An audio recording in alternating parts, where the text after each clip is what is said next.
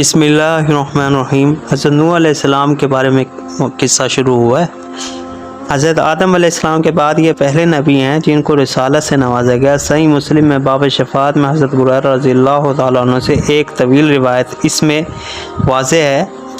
کہ حضرت اے نوح تو زمین میں سب سے پہلا رسول بنایا گیا۔ علم الانسان کے ماہرین نے حضرت نوح علیہ السلام کا نسب و نامہ اس طرح بیان کیا ہے کہ نوح بن لامک بن متشالک بن اخنوق بن ینوخ بن یارد بن محلائیل بن کنان بن انوش بن شیس علیہ السلام بن آدم علیہ السلام۔ قرآن عزیز کی ایک معجزہ نما کلام نسخ کی یہ سنت ہے کہ وہ تاریخی واقعات میں جب کسی واقعے کو بیان کرتا ہے تو اپنے مقصد واعظ و تذکیر کے پیش نظر واقعے کے انہی جزیات کو نقل کرتا ہے جو مقصد کے لیے ضروری ہے۔ اجمال اور تفصیل اور تکرار واقعہ بھی صرف ایک ہی مقصد اس کے سامنے ہوتا ہے اور وہ یہی ہے کہ واعظ و نصیحت اور عبرت کا مقصد ہے۔ چنانچہ اسی اسلوب کے بیان کے مطابق قرآن کریم نے حضرت نوح علیہ السلام کا واقعہ اجمالی تفصیلی جس کا ذکر 43 جگہ کیا ہے، لیکن اس واقعے کی اہم تفصیلات صرف سورہ اعراف، سورہ ہود اور سورہ مومنین، سورہ شعراء، سورہ نوح ہی میں بیان ہوئی ہیں۔ چنانچہ ہم نے اسی صورتوں کو تناظر میں یہ مجموعہ مرتب کیا ہے کہ حضرت نوح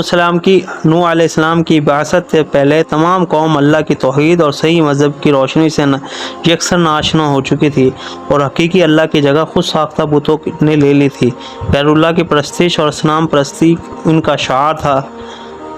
سلسلہ انبیاء میں سب سے پہلے نبی اگرچہ حضرت آدم علیہ السلام ہے، لیکن ان کا زمانہ کفر و ضلالت کے مقابلے میں نہ تھا۔ ان کی شریعت میں زیادہ تر احکام بھی زمین کی آباد کاری اور انسانی ضروریات کے متعلق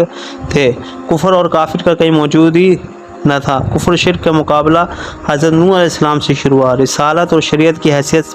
سے دنیا میں جو سب سے پہلے رسول ہیں وہ سب سے پہلے رسول ہیں، اور اس کے علاوہ طوفان میں پوری دنیا غرق ہو جانے کے بعد جو لوگ باقی رہ گئے تھے وہ حضرت نوح علیہ السلام اور ان کے رفقا جو سفینہ میں تھے، انہی سے نئی دنیا آباد ہوئی اور اسی لیے ان کو آدم اصغر بھی کہا جاتا ہے۔ یہی وجہ ہے کہ قصص انبیاء کا آغاز بھی انہی سے کیا گیا، جس میں 950 برس کی طویل عمر میں ان کی پیغمبرانہ جدوجہد اور اس پر اکثر امت کی کج روی اور اس کے نتیجے میں بجز تھوڑے سے مومنین کہ باقی سب کا غرق ہو جانا بیان ہوا ہے۔ حضرت نوح علیہ السلام آدم علیہ السلام کی 8ویں پشت میں ہے۔ مستدرک حاکم میں روایت ابن عباس سے منقول ہے کہ حضرت آدم علیہ السلام اور حضرت نوح علیہ السلام کے درمیان 10 قرن گزرے ہیں، اور یہی مضمون طبرانی میں روایت ابی ذرہ رضی اللہ تعالیٰ عنہ نے حضور صلی اللہ علیہ وسلم سے نقل کیا ہے کہ قرن عام طور پہ تو 100 سال کو کہا جاتا ہے، اسی لیے ان دونوں کے درمیان اس روایت کے مطابق 1000 سال کا عرصہ گیا ہے۔ ابن جریر نے نقل کیا ہے کہ نوح علیہ السلام کی ولادت حضرت آدم علیہ السلام کی وفات سے 826 سال بعد ہوئی، اور بتصریح قرآن ان کی عمر 950 سال ہوئی۔ حضرت آدم علیہ السلام کی عمر کے متعلق ایک حدیث میں ہے کہ 40 کم 1000 سال، اور اس طرح حضرت آدم علیہ السلام کی پیدائش سے نوح علیہ السلام کی وفات تک کا کل عرصہ 2826 سال ہوتے ہیں۔ یہ مدت مظہری سے لی گئی ہے، لیکن بظاہر اس کے حساب میں غلطی ہوئی ہے۔ خود مظہری کے بیان کردہ تفصیل کے مطابق حضرت نوح علیہ السلام کی عمر 1050 ہوئی ہے، کیونکہ وہ 950 سال جو قرآن میں مذکور ہے وہ نبوت کے بعد اور طوفان سے پہلے کی مدت پر مشتمل ہے۔ نبوت 40 سال کی عمر میں ملی اور طوفان کے بعد بھی وہ 60 سال زندہ رہے۔ اس طرح کل مدت 2856 کے بجائے 2832 سال بنتی ہے، اور حضرت نوح علیہ السلام کی کل عمر 1050 کے بجائے 950 کے عرض دی جائے تو مصنف نے ذکر کیا تو کل مدت 2732 قرار پائی جاتی ہے۔ نوح علیہ السلام کا اصل نام شاکر اور بعض روایت میں سکن بھی اور بعض میں عبد الغفار آیا ہے۔ اس میں اختلاف ہے کہ ان کا زمانہ حضرت ادریس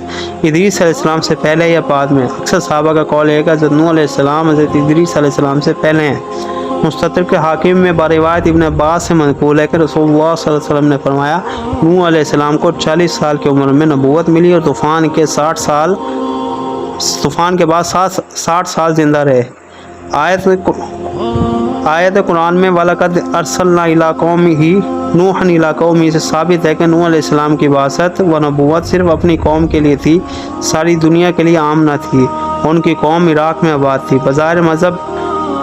مہذب تھی مگر شرک میں مبتلا تھی۔ حضرت نوح علیہ السلام نے اپنی قوم کو جو دعوت دی وہ یہ تھی کہ یا قوم اعبدوا اللہ ما لکم من الہ غیرہ انی اخاف علیکم عذاب یوم عظیم،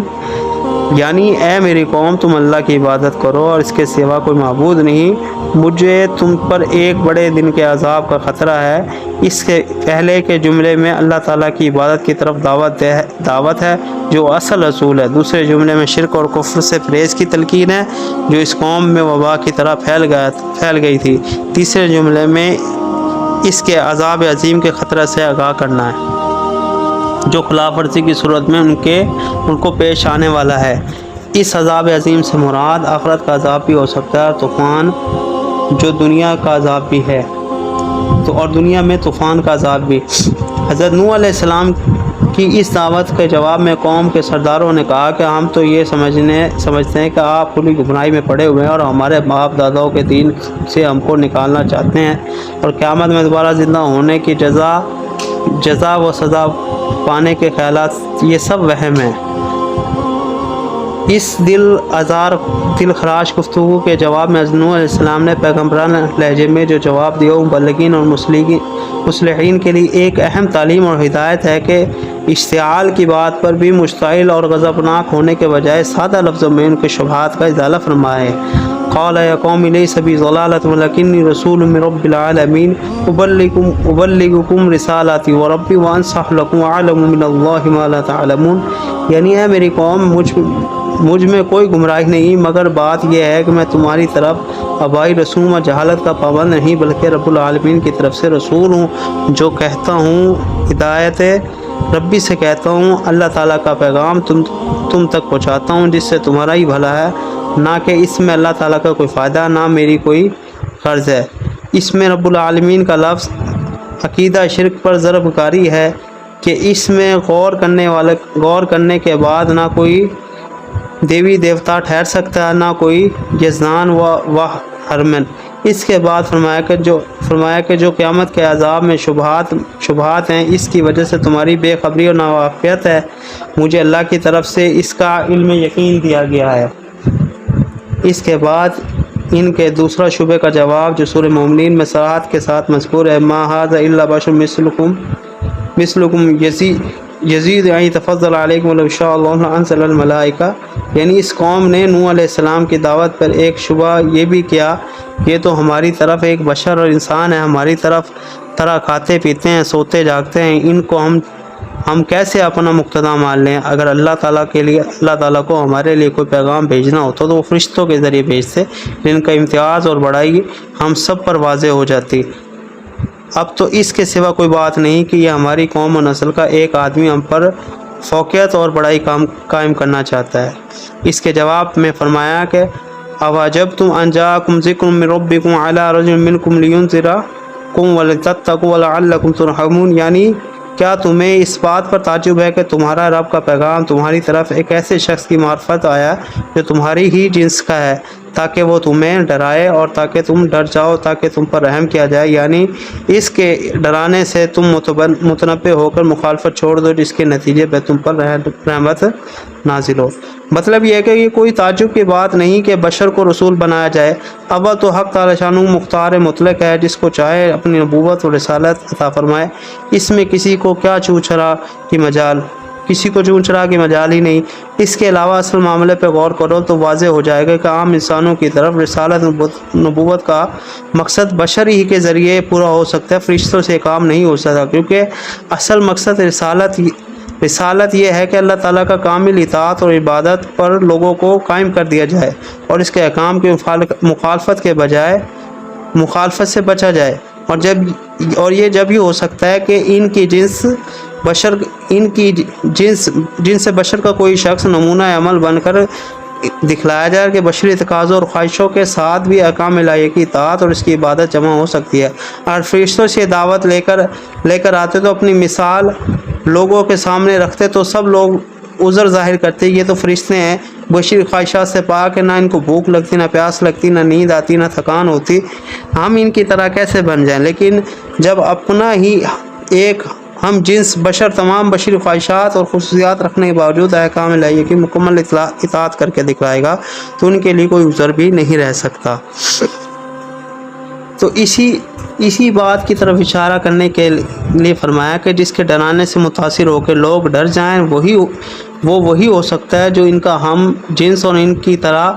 بشری خصوصیات کا جامع ہو۔ اور یہ شبہ اکثر امتوں کے کفار نے بھی پیش کیا کہ کوئی بشر نبی اور رسول نہیں ہونا چاہیے۔ قرآن نے سب کا یہی جواب دیا کہ افسوس ہے کہ قرآن کی اتنی تصریحات کے باوجود بھی آج بھی کچھ لوگ حضور صلی اللہ علیہ وسلم کی بشریت کا انکار کرنے کی جرات کرتے ہیں، مگر جاہل انسان اس حقیقت کو نہیں سمجھتا کہ وہ کسی ہم جنس کی برتری کو تسلیم کرنے کے لیے تیار نہیں ہوتا۔ یہی وجہ ہے کہ اپنے ہم عصر اولیاء اور علماء کے اکثر معاشرت کی بنا پر نفرت و حقارت کے برتاؤ کا جاہلوں کا ہمیشہ شیوا رہا ہے۔ تو انشاءاللہ آج کا جو مختصر سا موضوع تھا اس پہ انشاءاللہ مزید گفتگو ہوگی اور مزید بیان انشاءاللہ ہم آپ کے لیے نیکسٹ ویڈیو میں لے کر آئیں گے۔